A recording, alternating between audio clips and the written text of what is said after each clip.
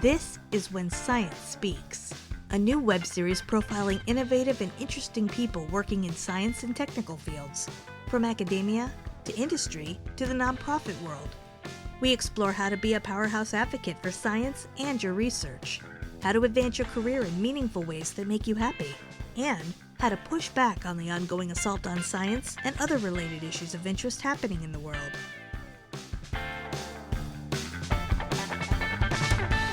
Well, hey everyone, it's Mark Bayer, and you are tuned to When Science Speaks. This episode of the show is sponsored by Bayer Strategic Consulting in Washington, D.C., which helps scientists get funding, gain influence, and build strategic relationships with the stakeholders who matter most in their professional world.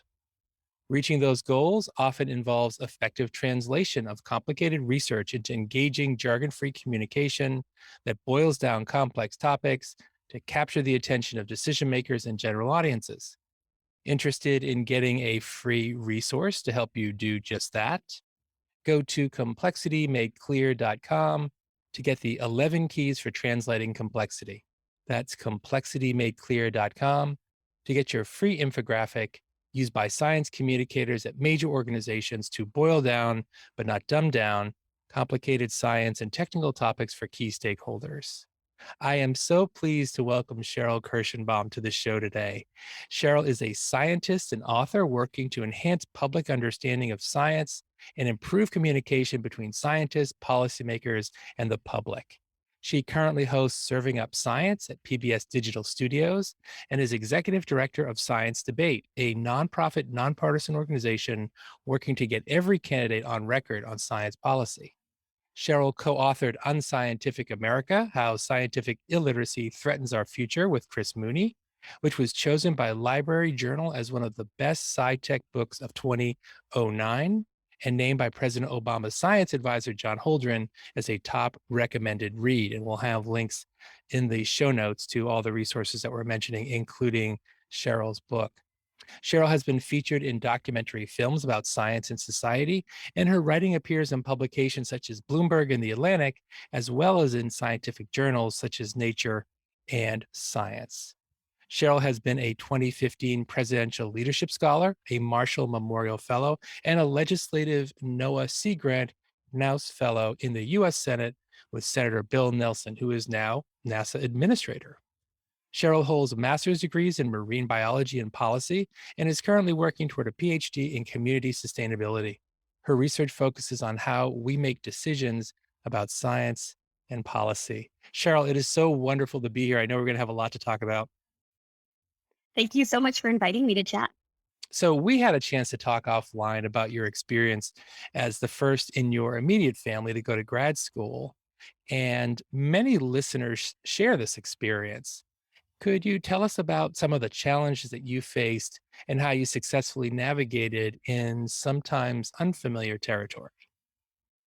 Sure. I think that's a great question. And it's something I think about often, especially when I work with different students on campus who are thinking about going to grad school.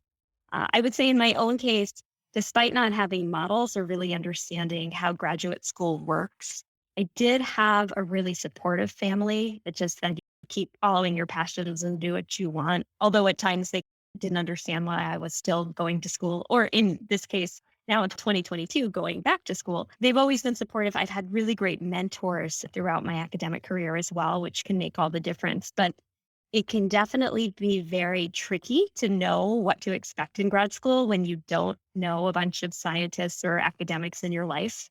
So like very basic things that I think a lot of people go in understanding. What are comprehensive exams? How long does it take to get from point A to point B? What do I expect on this journey? All of that was new to me. And I feel like I was sort of trying to keep up as I went along, not really understanding how all the pieces fit together. But thankfully, as I said, had some very understanding advisors to, in some cases, hold my hand along the way when I was in my early 20s and get through. And in the end, it was a great experience. It was a great choice for me. But I think coming into it a little bit more blind about what to expect made things more challenging. And I think that's why we often see the people going into these spaces coming from either families that have already been in academia or have already been in that professional space to know what's coming. Thank you for highlighting the importance of strong mentors and advisors to help along the way. So important. I want to ask you about Unscientific America, the excellent book that you co-authored with Chris Mooney. And that was more than 10 years ago. So it was a very prescient book for sure. And you were highlighting the anti-intellectual tendencies of the American public, challenges scientists face to communicate about their work effectively to a broad public. And now we're more than a decade later, and the situation seems to be even worse. At least it's not improved from my perspective. Attitudes about the seriousness of COVID, for example, and climate change split many times along partisan lines rather than maybe differences in scientific interpretation or looking at the science differently. Where do you think we are at this point with respect to the issues you were talking about in the book? And maybe where are there areas where we might be able to improve? Oh, that is a daunting question, but a great question. So, Unscientific America was the culmination of thinking about the intersection of science and politics. Chris Mooney and I shared a blog for, let's see, at the time it was Science Blogs, and then we moved to Discover Magazine. And so we were writing on a daily basis about where these intersections took place, when they were coming up in the news, when they affected our public health, our well being. And ultimately, those ideas found their way into the book.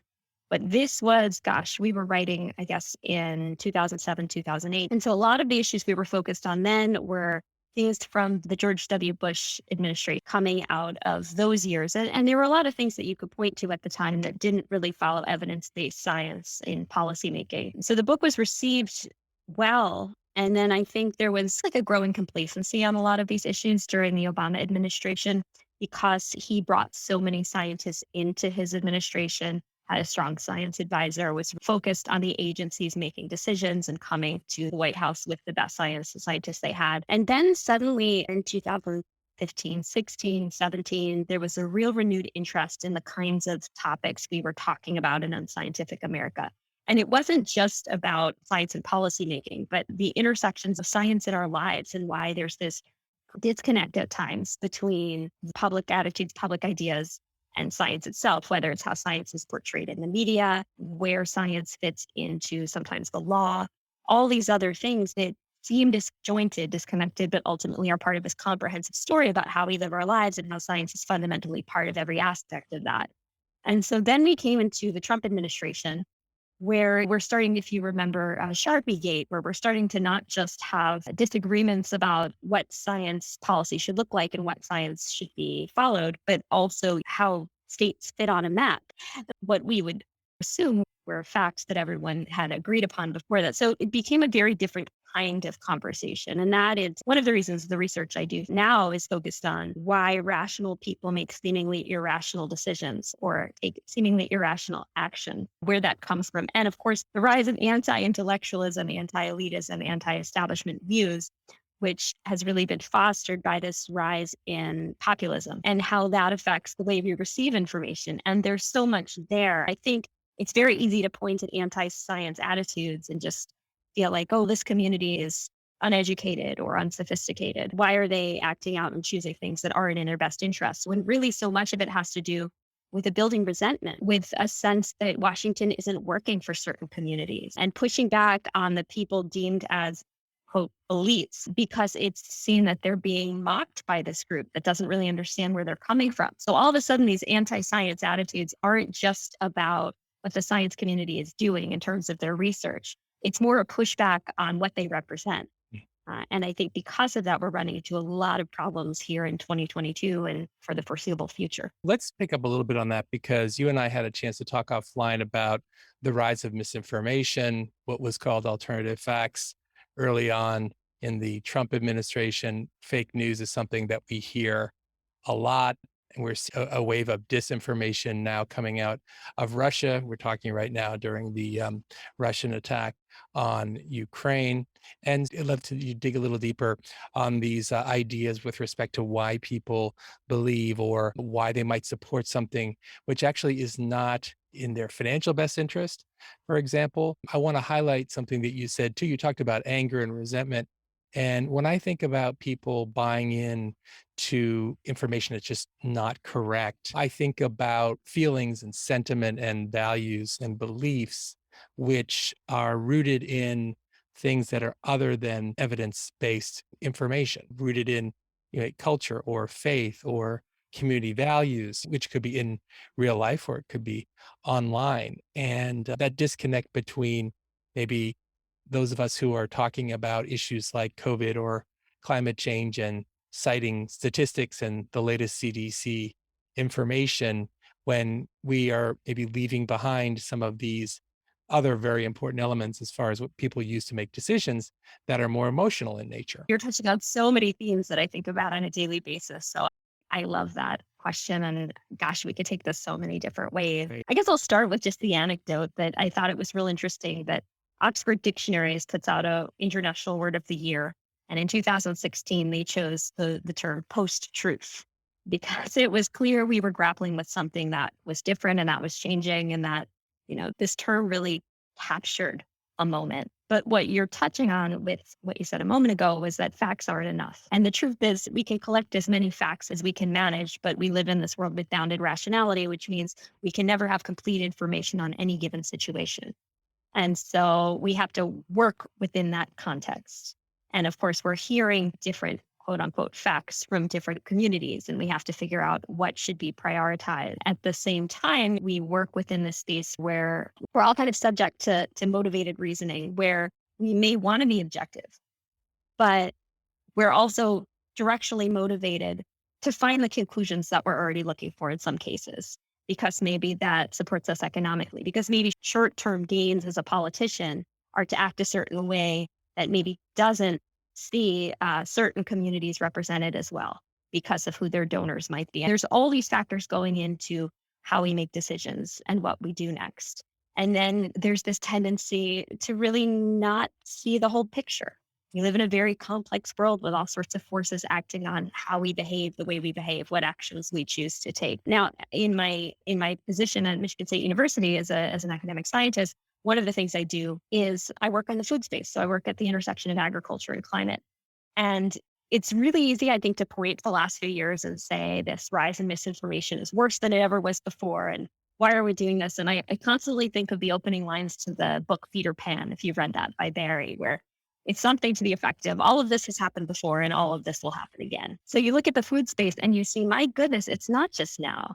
It's decades and centuries of people doing seemingly ridiculous things because they believe recommendations or suggestions that simply aren't true. We see this now with the way we eat, the way people think we need to lose weight or maintain our health. Ultimately, it often undermines our own goals, but we're driven to find information that satisfies the needs that we have in the moment. And when you mention values, that is the absolute most important thing. We often come to these conversations with facts and we think having factual competency is enough. But unless you're connecting with people on values, you're not going to get anywhere. And in this moment where we feel so much resentment toward the other party, whatever that other party is, we often perceive that they don't share any of our values. When in reality, we have so much more in common than we're often willing to give ourselves a chance to see.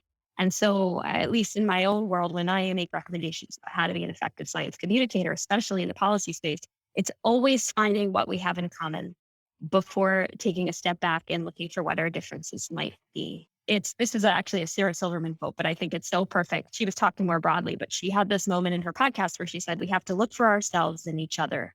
I think ultimately that's what it all comes down to, because we do have a lot more in common than what divides us. So true. And your last comment, I call that connect before you communicate. That connection really to open up the channels to enable communication has to start before you then talk about the content. I also love how you quoted Peter Pan. When we were chatting offline, I was saying I had read the Aeneid in Latin when I was in high school. And there's this great quote in Latin. And basically what it says is that rumor flies over the city and it's squawking out truth and falsehood. And the people are reacting and they're agitated and it can lead to violence. And this was 2,000 years ago we're talking about. And even another site that I like to mention is Jonathan Swift, who said falsehood flies and the truth goes limping after it. This information just gets shared a lot quicker and more broadly than accurate information. And it's been that way for a long time. I think in some ways we're neurologically wired, although I'm not a neuroscientist or a scientist generally. I would say that it seems like we want to avoid the worst case scenario so much that kind of bad news is something that we need to pay particular attention to from our own maybe evolutionary standpoint. Yeah, it's just so important to realize that and not just think that the data speaks for itself. I heard this joke from another, I guess it was on Twitter. Someone said, I'll believe the data speaks for itself when it starts cleaning itself too. And I don't think that's ever going to happen. So, yes, highlighting the need for data being necessary but not sufficient, such an important message. And I would also put a plug in for maybe you coming out with, I know you've got your thesis, but maybe it's time for the next edition of Unscientific America. I would definitely read it. I want to shift a little bit to talk about science debate, which relates. We talked a little bit and mentioned it in the intro. You founded Science Debate with colleagues during the 2008 US election in response to the absence of science and technology topics in the presidential debates and in the campaigns.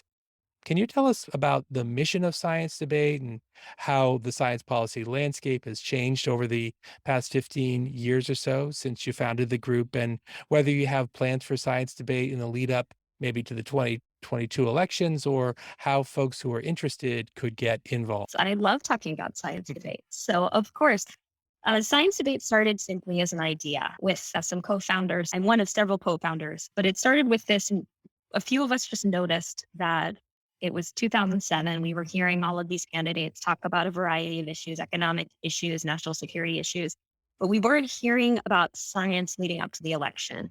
And there's a body of research that demonstrates that if a candidate comes out publicly to talk about a specific issue prior to taking office, they're more likely to stick to what they said and to have a position on day one. So we thought that was very important.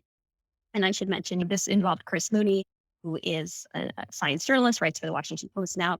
Matthew Chapman, who was a screenwriter, he wrote Runaway Jury. Sean Lawrence Otto, who wrote House of Sand and Fog. Lawrence Krauss, astrophysicist, a few more folks involved as well. And so not a bunch of just scientists, people doing different things in our culture, thinking these are important issues. We didn't intend to become a formal 501c3 nonprofit organization. We just put out a public call that candidates running for president should be prepared to address scientific topics, from food security to climate change to space exploration, like a whole wide variety of different things. Mental health was one of them. And we announced this in the journal Science. And we asked people to sign on to a simple statement that essentially said, we want to hear from the presidential candidates on these issues affecting our health and well-being and future and innovation and leadership and all of these things. And within just a couple of weeks, we had tens of thousands of people from all across the US signing on. And then it took on a life of its own, because this was long before March for Science, which we ended up being the fiscal sponsor for before they were a C3. This was the first time that the scientific establishment came together to say this matters. And we ended up becoming this nonprofit. And fast forward a few cycles, we worked with every presidential candidate up to the last election to get them to, at the very least, put their responses to questions. At some points, it was 14 questions. Sometimes it was 10 questions.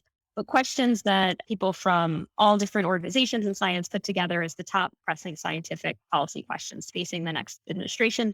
And we shared those widely in newspapers and magazines. We never weighed in on who was right and who was wrong and which position was better, because we wanted to maintain our objectivity. Our founding co-chairs were Vern Ehlers and Rush Holt, the two physicists in Congress from both sides of the aisle, just to say this affects everybody.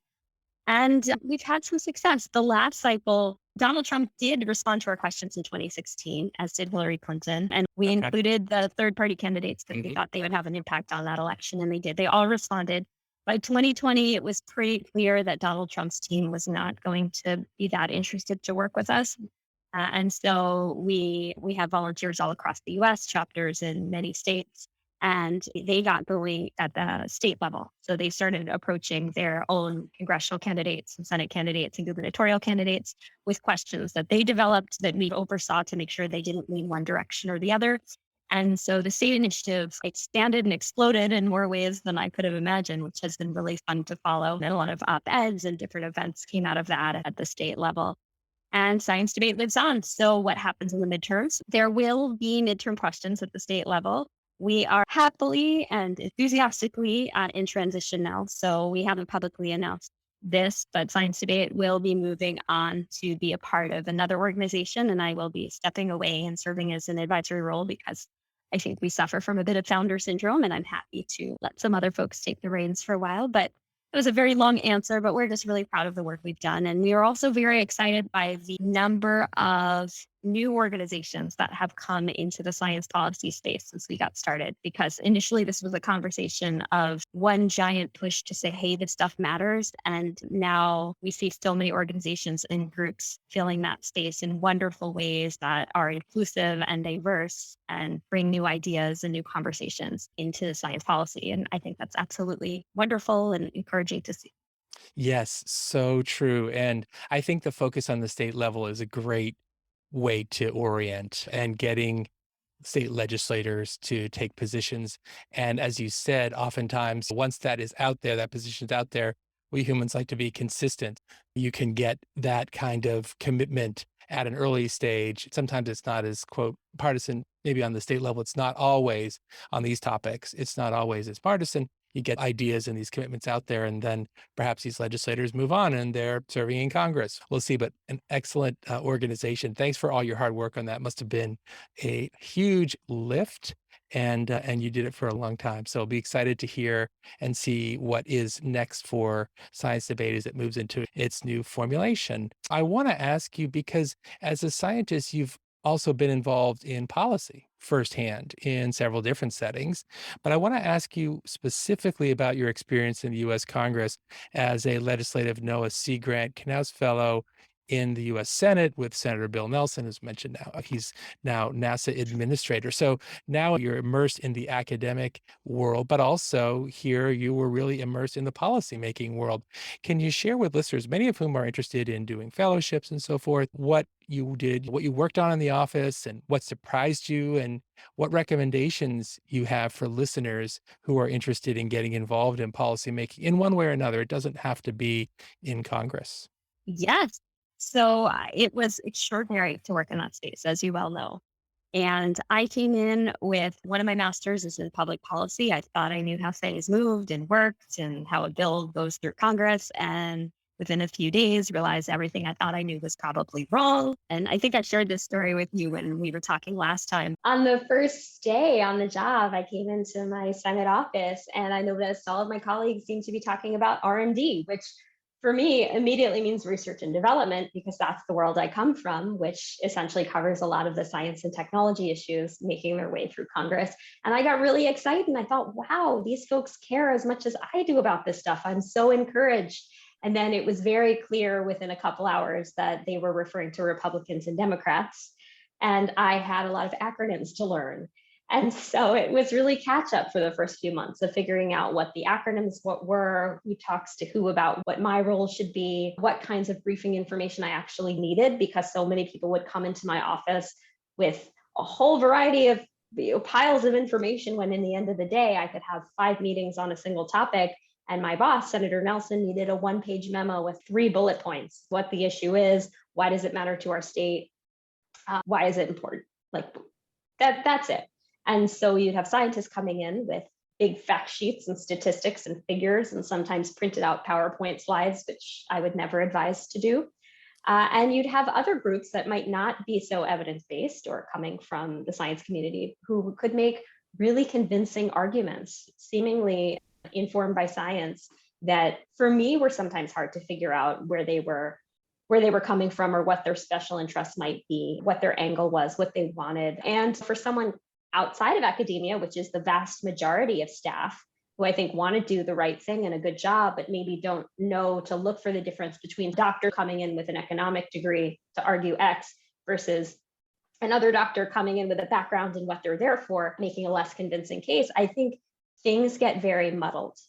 And for me, being in that space, working in that Senate office, it was really transformative in that at that point, my expectation was to go back into academia and run a lab and do the very traditional, you're a scientist, you do your research, you publish, to thinking, wow, there's not a lot of people in this space between science, politics, and the public. And gosh, we need more people with expertise telling those stories and making the stuff matter, because unless we have these communicators, these translators, these storytellers, the science isn't going to matter, because someone else is going to be telling those stories, and ultimately the result won't be the best for everyone. And as the experience changed my career and made me so much more focused on not just the policy, but who the staffers are and how to work with people and how decision making happens. We sometimes forget that these are actual human beings who are making these decisions, and we need to pay attention to how they consume information and what their sort of maybe biases are going in, all that sort of stuff. So important, many times overlooked. And I want to sort of build on this last question, because you speak internationally about science communication. You've appeared as a thought leader at events like TED Global and so forth, other events. What lessons, you talked about storytelling, are there other lessons you've learned about communicating scientific information that is in an engaging, memorable way, accessible to general audiences? Sure. I take an approach that's both literature-based and experience-based.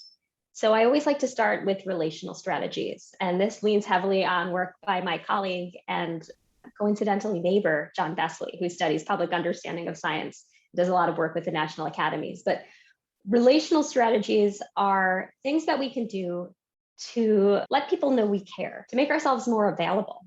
And that has to do with how do we demonstrate we're listening, finding things we have in common, showing empathy when appropriate, never in a disingenuous way, but when someone knows that you're listening, they care about you, you're coming from a place with shared values, those kinds of things can make a big difference in their reception of what you have to say.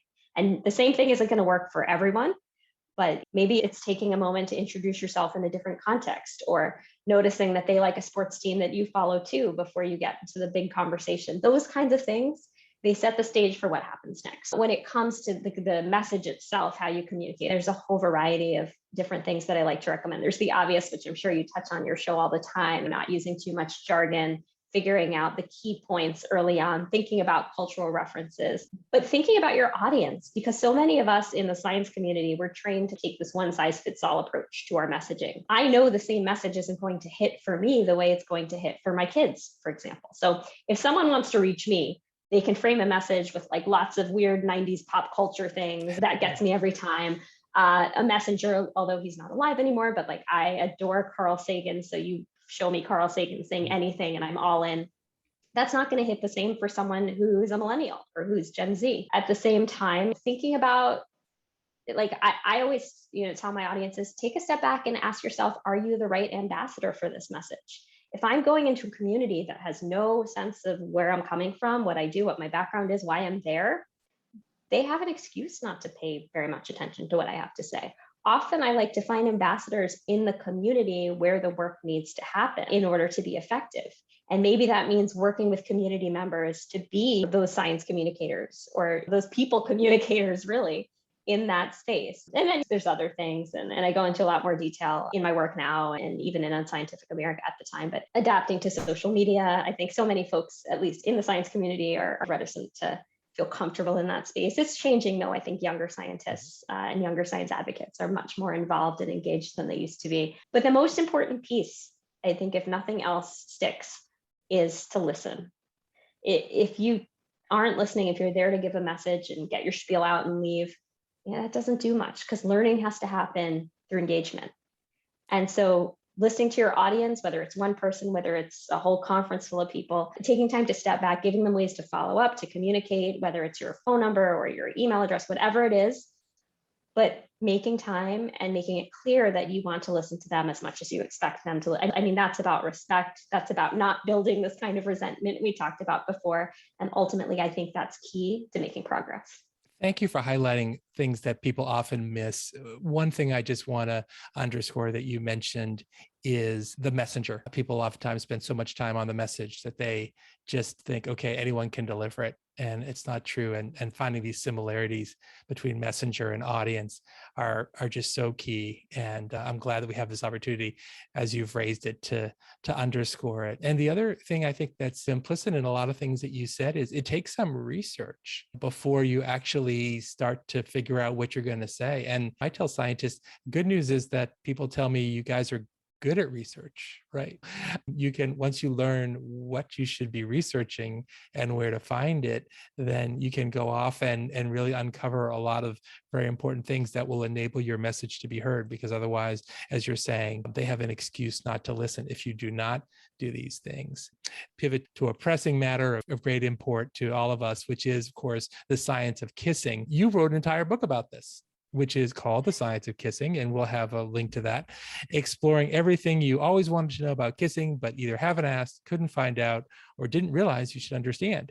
And so at this point, I would love for you to tell us about this book. And we're getting close to the weekend here. I don't know when folks will be listening to it. There's never a wrong time to learn more about what we should be doing in this regard. So any takeaways that listeners can apply to level up their kissing and brighten up the day of that someone special, whoever it happens to be. I love that question. It's funny. A lot of people think my stuff is always so serious. And then they discover that book and they're like, where did that come from? And I say, no, scientists and people have all sorts of dimensions. And if we can find fun things to do with all of it, that's great. It makes us hopefully a little more interesting. Exactly. But that book came from the fact that a lot of people recognize my writing as pop science. Like I was doing a lot of magazine articles in my 20s and writing for newspapers and working on the books. And so I would get contracted to do very timely stories. So why does black ice spin out your car in the winter? Why do autumn leaves change color? And a New Scientist magazine invited me to write about 400 words, that's very short, on the science of kissing timed for Valentine's Day. And so I ended up collaborating with a neuroscientist at UC San Diego, V.S. Ramachandran. And he had these ideas about mirror neurons. So why, when we see people kissing, we can feel happy and good because we're observing something and what fires in our brain. Anyway, did this very short piece. And this was, I feel like around 2009 or so. And as things sometimes do on the internet, it was my real first experience with something going largely viral. And suddenly I had this opportunity to tell a bigger story and write a book. And what a great way to talk about this universal human behavior that everyone can relate to. It's not just about romance, right? So it's parents and children, it's how we feel about our pets, which you and I were talking about right before we started this conversation. It's something that everybody recognizes. And you can put a lens on it from neuroscience, endocrinology, and chemistry, talk about classical history, what comes up in literature, what our body's doing, what our brains are doing, and how ultimately kissing is nature's way of telling us whether to take a relationship further from a reproductive standpoint or put the brakes on it too.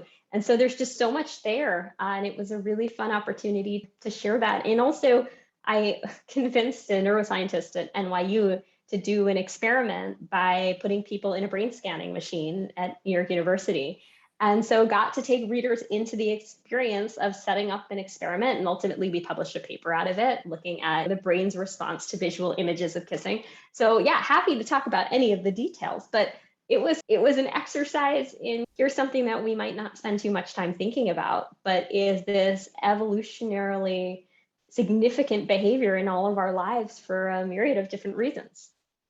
Yeah. And as you were talking about the different elements to it, it was reminding me of what you were saying right before about reaching people in different ways. Some people might be interested in the chemistry, the neuroscience, or the history, about it. And that's all within this book on this one topic. So figuring out, sometimes I say we're like a safe cracker and you're trying to turn the dial to see how you can open up the channel of communications. And it's a different combination for different people. So yes, we will definitely have a link to the book and to the paper too. I would be very interested to read the paper that you put together with colleagues. As we're looking to the rest of 22 and beyond, Sheril, how do you see science communication evolving and resonating more with the general public? Or are we in for increased obstacles ahead? I guess it always will be, but how do we confront them in terms of public attitudes towards science? There are a lot of ways for me to answer that question. You have great questions though. Thank you. So I think, as is not a surprise to anybody listening, we live in a very divisive period. When I was working in Congress, everyone said things were never this bad. And looking back from the lens of 2022, that seems naive in a lot of ways. So we are very polarized. Issues are very polarized, and the nation, and in many ways, the whole world is becoming so divided, and social media is one of many reasons that persists. And we weaponized information in ways that we're not quite sure what the outcome will be. And so I think that's something I'm very concerned about. The rise of misinformation, these deep fakes and videos and things, we have to be really, really attuned to, especially leading up to policy decisions and elections where public opinion is being swayed by people that aren't even here in the US and are looking out for our best interests when it comes to how we vote. That said, I'm not just pessimistic. I'm actually quite optimistic because we see so much change. I think for a lot of young people, they're frustrated that we haven't done more on climate and the policy hasn't moved as quickly as we want. But I look at things from a multi-decade perspective of when I've been working in this space. And back prior to the founding of Science Debate, we never heard about climate change or global warming. In fact, in that first 2008 election where we were active, we looked at a report with Media Matters at how often those terms were coming up in interviews, and among thousands and thousands of questions asked by the top 5 news anchors at the time, who happened to all be white men, only 6 questions even mentioned either climate change or global warming. And for comparison, 3 questions to President Obama and then Senator McCain. 3 questions mentioned unidentified flying objects. So climate change, global warming, they were considered just a weird thing. And now you can't get through a cycle without that coming up over and over in the connections to our world. We've seen the rise of the March for Science. We've seen 500 women scientists. We've seen SACNAS, which is a group that brings other voices into science conversations, especially related to policy and other areas. So I'm seeing a lot of enthusiasm. I'm seeing especially young scientists picking up things like TikTok and all these new ways that we communicate and telling great stories. I actually just 2 weeks ago was in Portland at this really great conference called Science Talk. Sciencetalk.org is the website. And it's this kind of new generation of people who are solely focused on telling great stories and making sure that they resonate with audiences in ways they never have before. This compared to my first round of grad school, when my peers often argued if they had to give a public talk, because I remember one woman in particular said, "This isn't why I went into science." So things are changing in really great ways. And I think with new technology, with the faults that come from that, we also have so many opportunities, and those are being embraced in ways I couldn't have imagined just a couple decades ago. So I feel like it's a dangerous time, but it's also a time of great hope. And those will be the last words for today's episode. Thank you so much, Sheril Kirshenbaum. Wonderful perspectives, specifics, giving us this understanding of where we've come from. You were talking about these issues more than a decade before they were really mainstream, the importance of science communication and so forth. Thanks for doing what you do and for being here today. Thank you so much. This was a treat for me. Listeners, thank you for being along on this episode of When Science Speaks. And I hope you will be back next time for the next episode of When Science Speaks. Thanks for listening. Be sure to click subscribe.